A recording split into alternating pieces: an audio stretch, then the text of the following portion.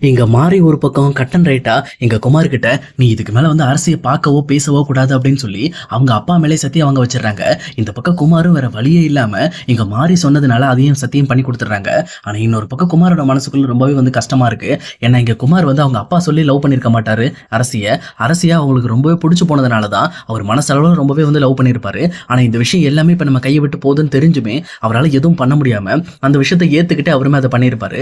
அதே நேரம் இன்னொரு சைடு இங்க பாண்டியனோட வீட்டுல இன்னுமே அரசி பண்ண விஷயத்தை ஏத்துக்க முடியாம எல்லாருமே ரொம்பவே கஷ்டப்பட்டுக்கிட்டு இருக்காங்க.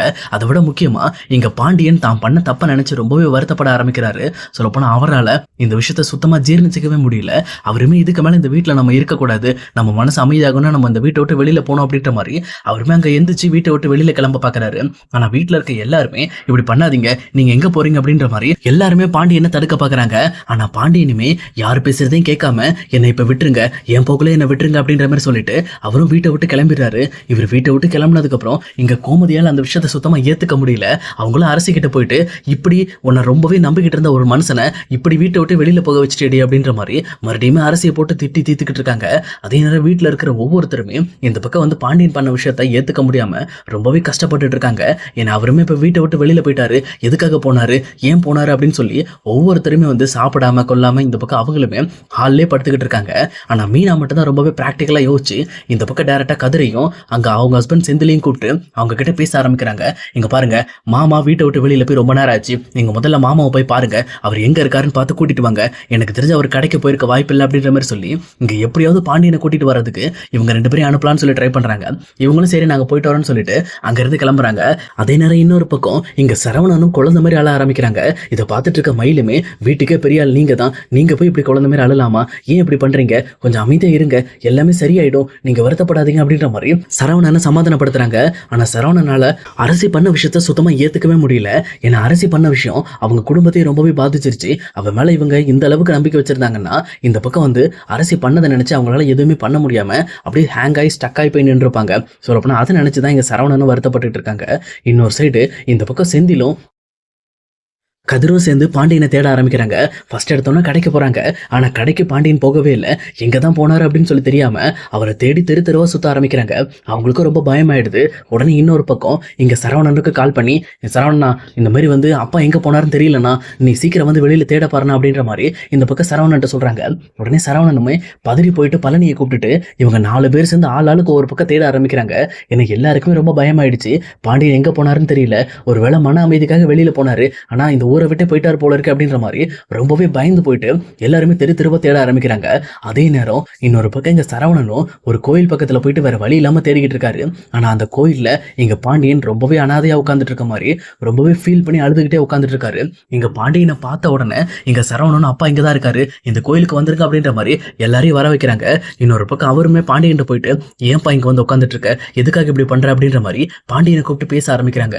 ஆனா பாண்டியனுமே இல்லப்பா, நான் ரொம்பவே நம்பிக்கிட்டு இருந்த அரசியா, ஆனா இவ இப்படிப்பட்ட ஒரு விஷயத்த பண்ணுவான்னு நினைக்கல, என்னால அந்த விஷயத்தை ஏத்துக்க முடியலப்பா, என்னால அந்த விஷயத்தை கடந்து போக முடியல, நான் அவளை ரொம்பவே செல்லம் கொடுத்து கெடுத்துட்டேன் போல இருக்கு அப்படின்ற மாதிரி இந்த பக்கம் பாண்டியன் பயங்கரமா ஃபீல் பண்ணி அழ ஆரம்பிக்கிறாரு. ஆனா இதை பார்த்துட்டு இருக்க சரவணனும் இங்க பாருங்கப்பா, இப்ப எல்லாமே நம்ம கட்டுப்பாட்டுல தான் இருக்கு, நம்ம நினைச்ச எல்லாத்தையும் திருப்பி மாத்திரலாம்ப்பா, நீங்க நினைக்கிற மாதிரி கிடையாது அப்படின்ற மாதிரி அவங்களும் பாண்டியனை எவ்வளவோ தேத்துறதுக்காக ட்ரை பண்றாங்க. ஆனா எவ்வளவு சொன்னாலும் சரி இங்க பாண்டியனால அந்த விஷயத்தை சுத்தமா ஏத்துக்க முடியல. அது மட்டும் இல்லாம இங்க அரசு இப்படிப்பட்ட ஒரு நிலைமைக்கு வந்ததுக்கான காரணமே தான் தான் நினைச்சு தாமலே குற்றம் சொல்லிக்கிட்டு இருக்காரு. ஏன்னா அவர் செல்லம் கொடுத்து இந்த மாதிரி பண்ணதுனாலதான் இப்படி ஆகி போச்சு அப்படின்ற மாதிரி அவர் ரொம்பவே வருத்தப்பட்டுக்கிட்டு இருக்காரு. அது மட்டும் இல்லாம நம்மளை அழிக்கணும்னு நினைக்கிற வீட்டுல போய் இவ எப்படி வாழணும்னு யோசிச்சா அப்படின்ற மாதிரி இன்னொரு பக்கம் அரசியோட நிலைமையை பத்தியும் யோசிச்சுக்கிட்டு இருக்காங்க. இப்படி இவங்க 2 பேர் பேசிக்கிட்டு இருக்கும் போதே அந்த பக்கம் கதிரும் இன்னொரு பக்கம் செந்திலும் அங்க வந்துடுறாங்க. வந்த உடனே இந்த பக்கம் டைரக்டா பாண்டியன்ட்ட ஏன்பா இப்படி பண்றீங்க, தயவு செஞ்சு வீட்டுக்கு வாங்கப்பா, நம்ம பாத்துக்கலாம், எவ்வளவு பெரிய பிரச்சனை இருந்தாலும் நம்ம ஒன்னா சேர்ந்து சமாளிக்கலாம்ப்பா அப்படின்ற மாதிரி இங்க பாண்டியனை சமாதானப்படுத்துறாங்க. ஆனா பாண்டியனால எதுவுமே பேச முடியல.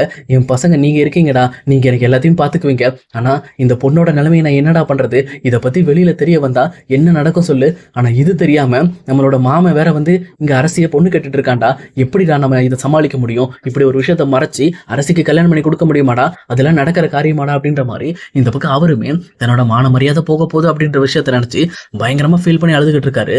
அதே நேரம் சரவணன்றதுகிட்டு இங்க பாருங்கப்பா, நீங்க நினைக்கிற மாதிரி இங்க அரசியும் குமாரும் வந்து ரொம்பவே வந்து லவ்ல ஊறி எல்லாம் போகலப்பா. இதான் ஸ்டார்டிங் ஸ்டேஜ். நம்ம ஸ்டார்டிங்ல பிடிச்சி அவளுக்கு அறிவுரை சொல்லி அவளை திருத்திடலாம். அவளை நல்லபடியா கொண்டு வந்து நல்ல இடத்துல கல்யாணம் பண்ணி வச்சிடலாம்ப்பா.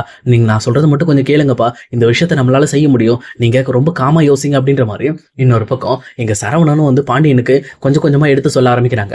ஆனா பாண்டியன் இங்க சரவணனோட முகத்தை பார்த்துட்டு, ஏன்பா இந்த மாதிரி ஏற்கனவே வந்து நம்ம பொண்ணு குமாரோட சுத்திக்கிட்டு இருந்தான்னு சொல்லி வெளியில தெரிய வந்துச்சுன்னா என்ன நடக்கும் தெரியுமா? நம்மளோட மான மரியாதை கப்பல் ஏறி இருப்பா. அதை விட முக்கியமா அரசியை கல்யாணம் பண்ணிக்க யாரும் வரமாட்டாங்கப்பா. இந்த நிலைமையை பத்தி தான் எனக்கு ரொம்பவே கவலையா இருக்கு. ஏன்னா இப்போ அரசி பண்ண விஷயத்தினால அவளுக்கு மட்டும் கெட்ட பேர் இல்லப்பா, அவளோட குடும்ப வாழ்க்கைக்கே பெரிய பிரச்சனை வரப்போகுதுப்பா அப்படின்ற மாதிரி இங்க பாண்டியன் பயங்கரமா ஃபீல் பண்ணி ஆள ஆரம்பிக்கிறாங்க. ஆனா இதை பார்த்துட்டு இருக்கிற செந்திலுமே, இங்க பாருங்கப்பா, எவ்வளவு பெரிய பிரச்சனை வந்தாலும் நம்ம சமாளிப்போம். ஆனா அதுக்கு நீங்க ஒரு ஆலமரம் மாதிரி எங்களுக்கு தேவை, கண்டிப்பா நீங்க வந்தே ஆகணும் அப்படின்ற மாதிரி இங்க பாண்டியனை கன்வின்ஸ் பண்ணி இங்க வீட்டுக்கு கூட்டிட்டு வராங்க. ஆனா அவருமே இப்போ மலையில தொப்பலா நனைஞ்சு போயிட்டு இந்த பக்கம் அப்படியே வந்து நொஞ்சு போய் வந்துட்டு இருக்காரு. ஆனா இங்க பாண்டியனை பார்த்த கோமதிக்குமே என்ன பண்றதுன்னே தெரியல. இப்படி ஆலமரம் மாதிரி இருந்த ஒரு மனுஷனை இப்படி ஆக்கிட்டீடி அப்படின்ற மாதிரி மறுபடியுமே அவங்க அரசி மேல கோவப்பட தான் செய்றாங்க. ஆனா அரசியுமே வந்த வேகத்துல பாண்டியனோட காலில் போய் விழுந்துட்டு, அப்பா என்ன மன்னிச்சிருப்பா, இதுக்கு மேல இப்படி நான் பண்ண மாட்டேன், இனிமேல் இப்படி நான் பண்ணேன்னா நீ என்ன கொன்னு கூட போட்டுடலாம், இனிமேல் இப்படி ஒரு விஷயத்த நான் எதுக்குமே வந்து யோசிக்க கூட மாட்டேன் அப்படின்ற மாதிரி இங்க அரசியுமே வந்து ரொம்ப ஃபீல் பண்ணி இங்க பாண்டியனோட காலில் விழுந்து அழுதுகிட்டு இருக்காங்க. ஆனா பாண்டியனுமே இங்க அரசியை எட்டி பார்த்துட்டு எந்த ஒரு ரியாக்டுமே பண்ணாம அங்கிருந்து மூவ் ஆன் ஆகி மறுபடியும் அவரோட ரூமுக்கு போயிடுறாரு. ஏன்னா பாண்டியனால இந்த பக்கம் அரசியை மன்னிக்கவே முடியல. ஏன்னா அவங்க பண்ணது பயங்கரமான நம்பிக்கை துறக்கும். ஏன்னா ஒவ்வொரு டைம் அரசி கால் பேசும் போதும் சரி, திருட்டு வேலை பண்ணும்போது சரி, எல்லா டைம்லையும் பாண்டியன் வந்து அரசி மேல நம்பிக்கை வச்சு அவ அப்படி பண்ணிருக்க மாட்டா, அது என் பொண்ணு அப்படி பண்ணாது அப்படின்ற மாதிரி தான் மேல எந்த அளவுக்கு நம்பிக்கை இருக்கோ அதே நம்பிக்கை அரசி மேலையும் வச்சு நிறைய இடத்துல அவர் போராடி இருப்பாரு. ஆனா அது எல்லாமே வேஸ்ட் ஆகி போச்சு. இதுக்கு மேல நான் எதுக்காக இவன் மேல நம்பிக்கை வைக்கணும் அப்படின்ற மாதிரி ஒரு மன ஏமாற்றத்தோட அங்கிருந்து கிளம்பிடுறாரு. இங்க அரசிக்கு அந்த விஷயம் ரொம்பவே மனசளவுல பாதிச்சிருது. இதுக்கு மேல நம்ம உயிரோட இருக்கக்கூடாது, சொல்ல போனா நம்ம அப்பாவை நம்ம ரொம்பவே கஷ்டப்படுத்திட்டோம், இதுக்கு மேல நம்ம உயிரோடு இருந்து என்ன பண்ண போறோம் அப்படின்ற மாதிரி ரொம்பவே வருத்தப்பட்டு யோசிக்க ஆரம்பிக்கிறாங்க. ஆனா இன்னொரு பக்கம் இங்க ராஜியுமே பக்கத்துல வந்துட்டு, எங்க பாரு அரசி, இந்த வீட்டுல எல்லாமே உனக்கு எதிராக நடந்துகிட்டு இருக்க விஷயம் எனக்கு தெளிவா புரியுது. ஆனா நீ பண்ண தப்ப அவங்க ஏத்துக்கிறதுக்கு கொஞ்ச நாள் ஆகும், கொஞ்சம் நீ அமைதியா பொறுத்துக்க. நீ இந்த மாதிரி தப்பான முடிவு எடுக்கணும்னு நினைக்காத. எப்பவுமே நீ நல்லபடியா திரும்பி எப்பவும் போல இருந்தாலே போதும். இந்த வீட்டுல எல்லாரும் கண்டிப்பா உன்னை ஏத்துக்கோங்க. எங்க வீடு மாதிரி கிடையாது இந்த வீடு. இந்த வீடு உண்மையிலுமே ரொம்ப சொர்க்கம். எங்க வீட்டுல ஒரு தப்பு பண்ணிட்டா கூட அந்த தப்பை சொல்லி காட்டி உன்னை ரொம்பவே கஷ்டப்படுத்திட்டு இருப்பாங்க. ஆனா இங்க அப்படி இருக்க வாய்ப்பு இல்லை அப்படின்ற மாதிரி இந்த பக்கம் வந்து ராஜியுமே அரசிக்கு கொஞ்சம் கொஞ்சமா எடுத்து சொல்லி அவங்கள ஆறுதல் பண்ண பாக்குறாங்க. ஆனா அதே நேரத்துல இன்னொரு பக்கம் எப்பவும் போல வில்லத்தனமா யோசிக்கிற சுகன்யாவுமே ரொம்ப டென்ஷனோட ரூமுக்கு போயிட்டு யோசிக்க ஆரம்பிக்கிறாங்க. சே, நம்மளோட மொத்த பிளான் வேஸ்டா போச்சு. எப்படியாவது இந்த அரசிக்கும் இன்னொரு பக்கம் குமரவேலுக்கும் கல்யாணம் பண்ணி வச்சிடலான்னு பார்த்தா அது எல்லாத்தையுமே கெடுக்கிற மாதிரி ஆயிப்போச்சு அப்படின்ற மாதிரி அவங்க ஒரு பக்கம் ரொம்பவே டென்ஷன் ஆயிட்டு இருக்காங்க. ஏன்னா அவங்க நினைச்ச மாதிரி இவங்க கல்யாணம் பண்ணி வச்சுட்டாங்கன்னா ஆட்டோமேட்டிக்கா இந்த ரெண்டு குடும்பமும் இன்னும் பயங்கரமா அடிச்சுக்கும். அது மட்டும் இல்லாம எப்படி இங்க சக்திவேல் முத்துவேல் வீட்டுல இருந்து ராஜியை கல்யாணம் பண்ணி கூட்டிட்டு வந்தாங்களோ அதே மாதிரி இங்க பாண்டியன் வீட்டுல இருந்து அரசியை கல்யாணம் பண்ணி அவங்க கூட்டிட்டு போயிட்டாங்கன்னா ஆட்டோமேட்டிக்கா இவங்க பண்ண தப்புக்கு அவங்க பண்ணது சரியா போயிடும் அப்படின்ற மாதிரி அவங்களே சம்பந்தம் இல்லாம ஒரு கற்பனை பண்ணிக்கிட்டு இருக்காங்க.